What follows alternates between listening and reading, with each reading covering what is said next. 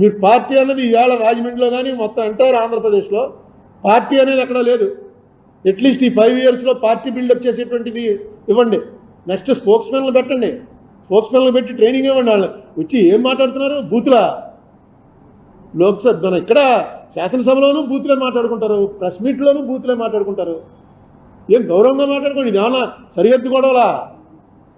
కొంచెం గౌరవంగా మాట్లాడడం, వాళ్ళు దానికి ట్రైనింగ్ ఇవ్వటం, అసలు ఎందుకు ఓడిపోయారన్న దాని మీద ఒక మీటింగ్ పెట్టుకోవటం, ఇవన్నీ చేయండి. ఇదేమి ఎండ్ కాదు. ఇది అయిపోయామని ఎవడన్నా అనుకుంటే, చంద్రబాబు నాయుడు గారి పార్టీ కూడా అయిపోయింది జగన్ పార్టీ అనుకుంటే వాళ్ళు పొరపడుతున్నారు, మేము అయిపోయామరా అని జగన్ పార్టీ అనుకుంటే వీళ్ళు పొరపడుతున్నారు. ఎందుకంటే ప్రజాస్వామ్యంలో ఇది అసలు 5 ఏళ్లకోసారి ఎలక్షన్ పెట్టడం గవర్నమెంట్ మారటానికే. ఈసారి మారటం అనేది చాలా మంచిగా మారింది.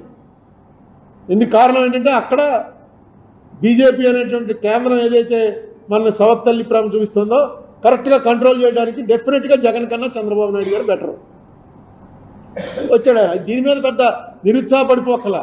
ఇంకా అటాక్లు జరుగుతున్నాయి. లీగల్గా వెళ్ళండి. లీగల్గా ఎక్కడైతే కొడుతున్నారో అన్ని వీడియోలన్నీ టీవీలో చూపించడం కాదు, కోర్టులో పెట్టండి. కోర్టులు ఉన్నాయి, ఇంకా కోర్టులో న్యాయం జరుగుతుంది ఖచ్చితంగా. అప్పుడు ఆగుతాయి. అక్కడ ఈ వెళ్ళి వచ్చి రోడ్డు మీద కొడుతున్న వాళ్ళని చంద్రబాబు నాయుడు ఏం పంపడం, ఆ రోడ్డు మీద తన్నులు తింటున్న వాళ్ళందరినీ జగన్మోహన్ రెడ్డి పంపిన వాళ్ళు కాదు. ఎక్కడెక్కడ ఏ గొడవలు జరిగితే నిన్న ఆ పార్టీలో ఉన్నవాడు ఈ పార్టీలోకి వచ్చాడు, ఈ పార్టీలో ఉన్నవాడు ఆ పార్టీలోకి వెళ్తున్నాడు. సో మీరు పార్టీ అంటూ బలంగా ఉన్నప్పుడు ఇవన్నీ కూడా ఆటోమేటిక్గా సర్దుమణుగుతాయి. ఎప్పుడైతే పార్టీ బలంగా లేదో అటాక్లు జరుగుతూ ఉంటాయి. ఎందుకంటే ఆ స్థాయికి తీసుకొచ్చేసారు రాజకీయాలు. ఇప్పుడు చూడండి, పక్కనే ఒరిస్సా 24 ఏళ్ళు ఒక్క ఎలక్షన్ కూడా ఓడిపోకుండా 24 ఏళ్ళు ఆయన అనుకుంటాను రికార్డు. ఎవడు లేడు ఇండియాలో. నవీన్ పట్నాయక్ ఆ మాజీ అని చిన్న కుర్రాడు సీఎం అయ్యాడు, వెళ్ళాడు దానికి.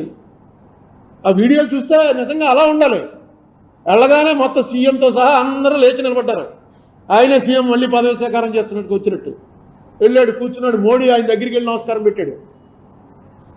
గౌరవం ఉండాలి కదా. ముఖ్యమంత్రి 24 ఏళ్ళు ముఖ్యమంత్రి చేశాడు, పోయింది ఎలక్షన్. ఏంటి పోతే అయిపోయినట్టేనా? ఒక ఎలక్షన్ ఓడిపోతే అయిపోయినట్టే.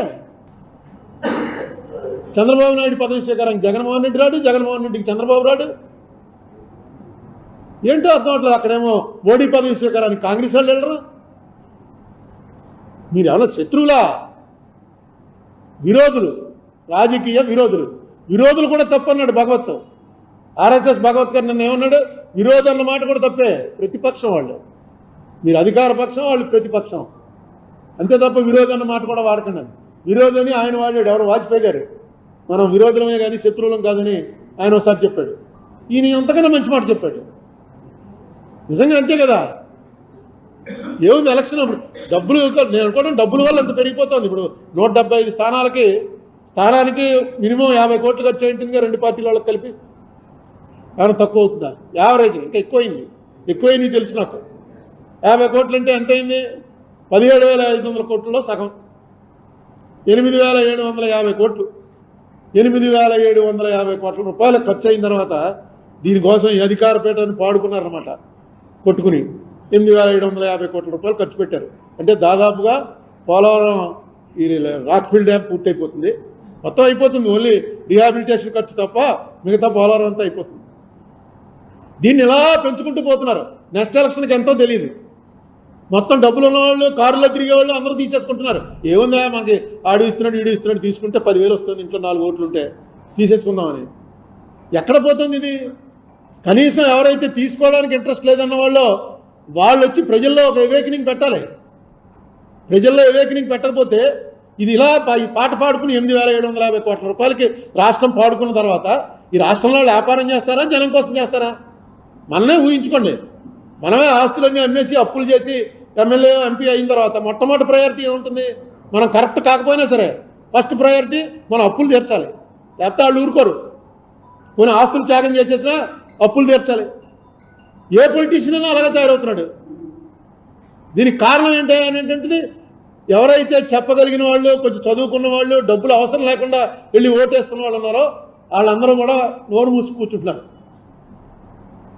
మేధావి మౌనం చాలా ప్రమాదకరం. ఎప్పుడో వీరేశలింగం పంతులు గారు చెప్పారు అందరికన్నా ముందే, వైలెన్స్ కన్నా సైలెన్స్ చాలా ప్రమాదం అని. ఒక మామూలు జనం చేసే వైలెన్స్, రౌడీలు చేసే వైలెన్స్ కన్నా ఇంటలెక్చువల్ మెయింటైన్ చేసే సైలెన్స్, అది చూస్తూ కూడా వీడు సైలెన్స్గా ఉంటే అది ఎక్కువ ప్రమాదం. ఎందుకంటే రౌడీ పేటకు ఒకడే ఉంటాడు, రౌడీని వ్యతిరేకించే వాళ్ళు చాలామంది ఉంటారు. ఇంతమంది ఉండి కూడా ఎవడో కంకణం కట్టుకోవడానికి సిద్ధపడ్డు, మనకెందుకు లేని. కనీసం అందులోంచి బయటపడకపోతే ఏ ప్రభుత్వం వచ్చినా సరే ఇది తప్పదు, ఇది ఇలా కంటిన్యూ అవుతూనే ఉంటుంది. దీని మీద ఆలోచన చేయాలి కొంచెం. ఎవరైతే కొత్తగా యంగ్స్టర్స్ వస్తున్నారు, చదువుకున్న వాళ్ళు వస్తున్నారు, టైం స్పేర్ చేసే వాళ్ళు వస్తున్నారు, వాట్సాప్లో చూస్తుంటే ఎలాంటి మాటలు చెప్తున్నారు, ఎంత బ్రహ్మాండంగా. వాళ్ళ పేర్లు కూడా ఎక్కడ చెప్పుకోరు, పేర్లు కూడా తెలియవు. ఒక్కొక్కటి వింటుంటే మొత్తం ఫిగర్స్ 1952 నుంచి, ఇంకొకడైతే మన ఒక ఆయన పెట్టాడు 1929 నుంచి భారతదేశం చరిత్ర అంతా, ఎలక్షన్లు ఎలా జరిగాయి, ఏ ఎలక్షన్లో ఎన్ని ఓట్లు వేశారు, ఎలక్షన్ తర్వాత ఏ సంస్కరణలు వచ్చాయి, 30 minutesలో చెప్పేశాడు మొత్తం. ఉన్నారు చాలామంది మీలోనే, చాలా మీరు జర్నలిస్టులు చాలామంది ఉన్నారు మీలోనే. ఏదో చేయండి దీని మీద కూడా. అప్పుడప్పుడు ఒక మీటింగ్, మీరు కార్తీక వనసమారాధన పెట్టుకున్నట్టే నెలకో మీటింగ్ మీ ప్రెస్ క్లబ్లో పెట్టుకుని దీనికి సంబంధించి ఒక్కొక్కటి రిలీజ్ చేస్తూ ఉంటాం. ఎంత నష్టం వచ్చింది, ఈ ఓటు అమ్మేసుకోవటం వల్ల ఎంత నష్టం వచ్చింది స్టేట్కి.